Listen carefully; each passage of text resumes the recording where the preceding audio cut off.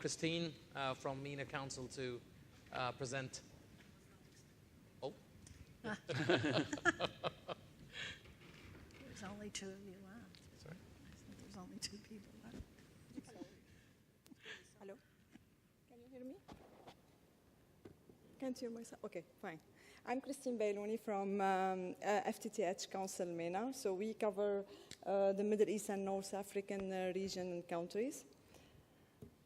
Our council is actually the same as all our sister councils. So those are our members and partners. And we have also, in addition to the board of directors, 4 committees: so policy and regulatory, technology and training, market development and intelligence, and smart cities committees. So again,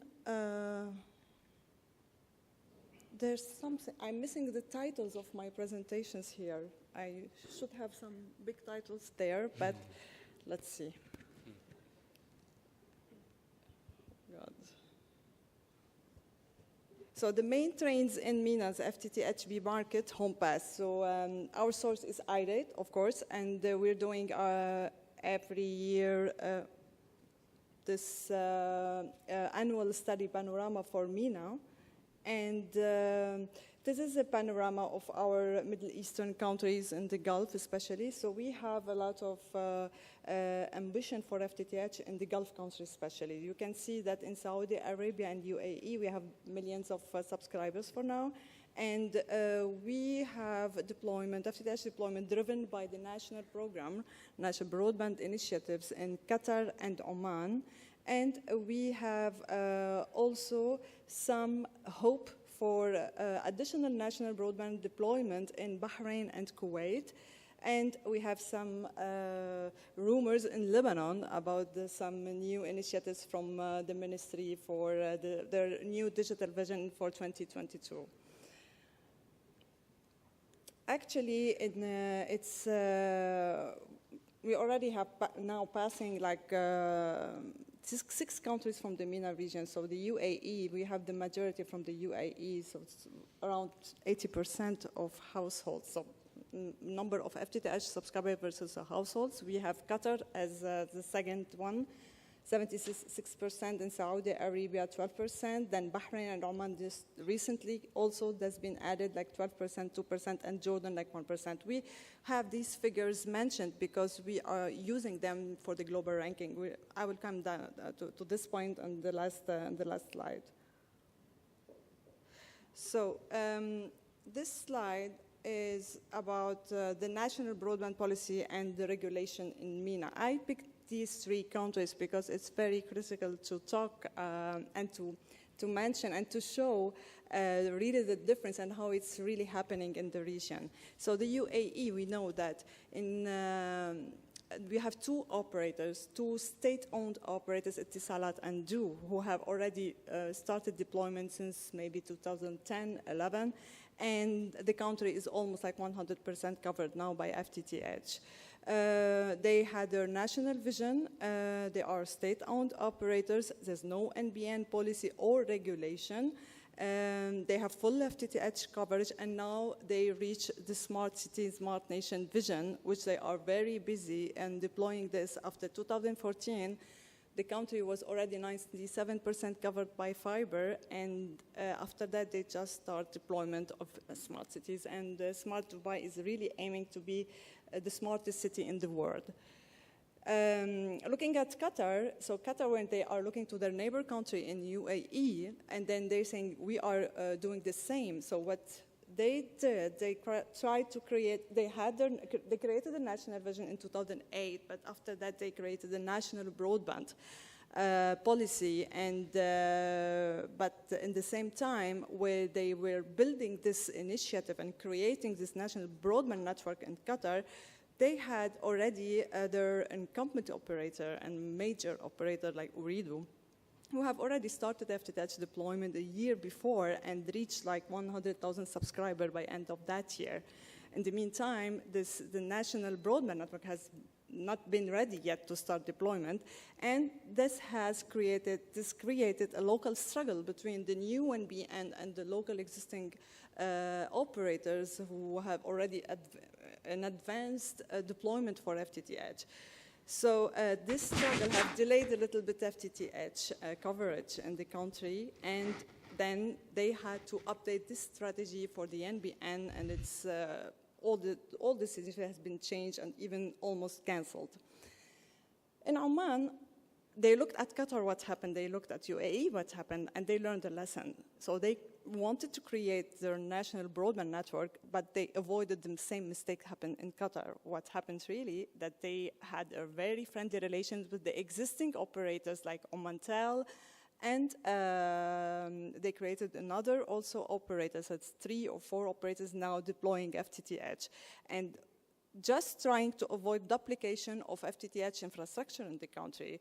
They're categorizing by region the deployment, giving Omantel a region to cover where OBC, Oman Broadband Company, the national one, is deploying in different regions in the country.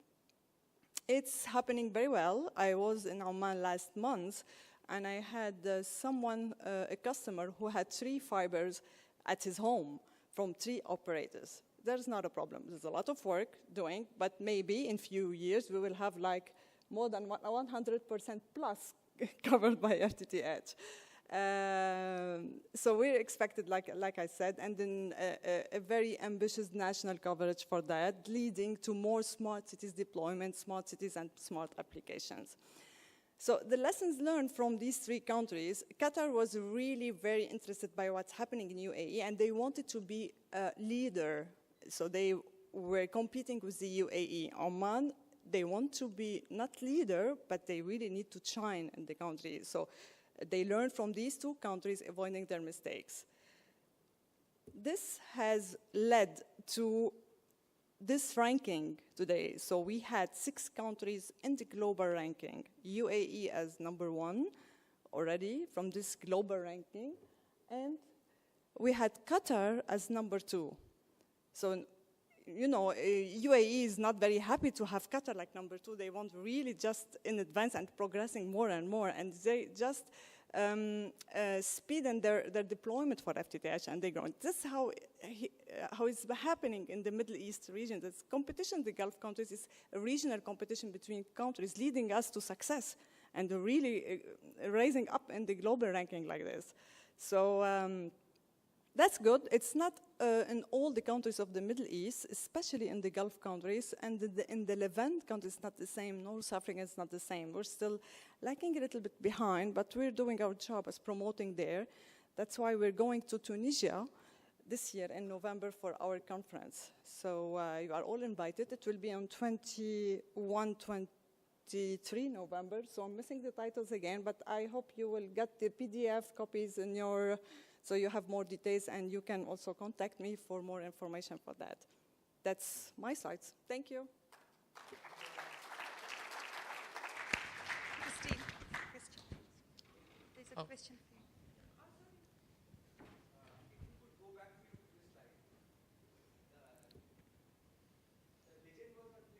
Red mark show and blue mark show? Sorry? The legend. Legend? It's not clear. It's not clear for me neither. Oh, don't worry, don't worry. Then I'll ask you something. Just, you mean the household okay. the small FTTH one? and? Which one? FTTB, oh, got it. I think He explained me, thank FTTH you. and FTTB. FTTH and FTTB. Red Yes. is FTTH? Okay. And so I'll tell you, red is FTTB. FTTH, FTTB. Yeah, take it from me. Acha. Now, the question I will ask you in all these rich countries, from the context of smart cities.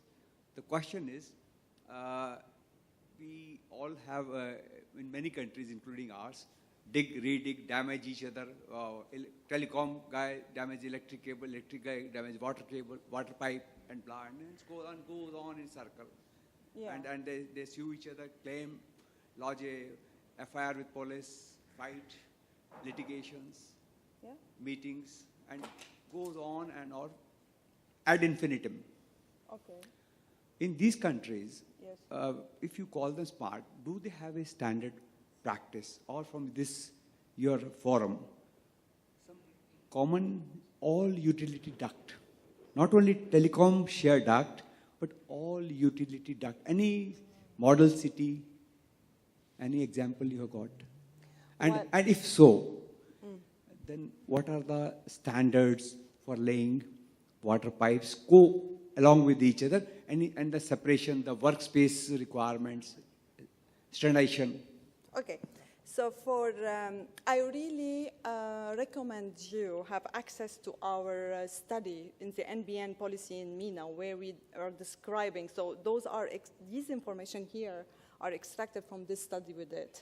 So it's based on figures from IDATE, and it's based from figures we did with Ventura team, our consultant, and it's really describing how every country has done to deploy their fiber. For example, in Oman, when they created the national broadband network, they irritated Haya Water System. The Haya Water System is the sewer water company who has used their sewer water ducts infrastructure to deploy fiber.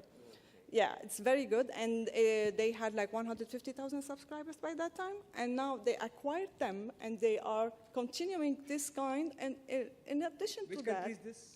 Oman. Oman. Okay. In addition to this, they just signed a contract with a utility electricity company to do the same on the electrical poles. So using these two infrastructures is very important. For Qatar, for example, they did not use that because they deployed really aggressively fiber using the existing copper infrastructure. What they did, they used the same ducts for copper, laying fiber inside, and in 1 year, they launched with a big campaign, FTTH services, just migrating the copper services, existing one, to the fiber, fiber, and they just launched FTTH services like this. This is a very sensible way of reducing the cost, making it economical and affordable when you have partnership among different utilities, like water and telecom. That's very important. Instead of cutting each other, exactly, you collaborate. or duplicate infrastructure. Suppose I have a plan to lay water pipes. I must request all utilities. Hey, this is my plan, this is my investment. You want to join? This is your marginal cost. So like that, if you can. So all these studies are available there? Yes, it is. Okay. And I don't know whether to ask you this question is meaningful or not. I think it's on the omnibus now. The fiber also can be tapped. We all know that. Like wireless can be tapped. So, sorry, fiber can? From security perspective. Yes. Yes. I think I am not expecting whether you are aware of this or not. It is a technical question. Yes. So the fiber can be tapped. Means I can tap that data, secrecy. I mean, like wireless is prone to tapping. Tapping means? Getting illegal I don't know how access. to, what is the English word for tapping? You're getting the access illegally, basically. Illegally, yes. Yeah, you can steal the data by using wireless receivers. And this is very much possible in radio. Okay. But earlier we were told that in fiber cannot be tapped. It's immune, it's free from all those ills. But it can be very well tapped. The technology exists. You just bend the fiber and put a sensitive optical receiver and hey, press. A lot of literature is there on Google. I have read, I can pass on. So what is the experience in these countries? And any standards or it's too early to ask this question. People are not become hackers are not become smart, huh? Yeah. It's just like viruses and antiviruses. There's always a battle between them. Because right? when you put smart cities, then there are smarter guys trying to slice it. So if you compare the tapping capability with fiber and any other technology what exists, it's almost impossible to actually tap the fiber. Yes, in principle you could do if you know how to do it, but you can be caught. So your alarm signal can actually detect it. But if, for example, in wireless signal, this is spreading everyone, so you cannot find out who has done and where it has been done. So it is really, really much more, relatively, is much more challenging and much more secure than any other technology which exists in the communication access. 100%, absolutely. I think it depends on what kind of security mechanism you have considered in that, and how you are actually adapting and how your alarm signal is actually activated. So if somebody is touching your fiber, you can detect it and you can actually do the preventive action immediately, which will not be possible. So there are sensors available in your fiber. Even somebody trying to touch even the cable or somebody is walking through, you can easily detect it. So there are ways, even existing telecom fiber, you can use those, yes. Depending on what resolution you want, what exactly your coverage range you want, this is possible. Looking forward, hope these are the great input. We absolutely. Thank you, Arvind, for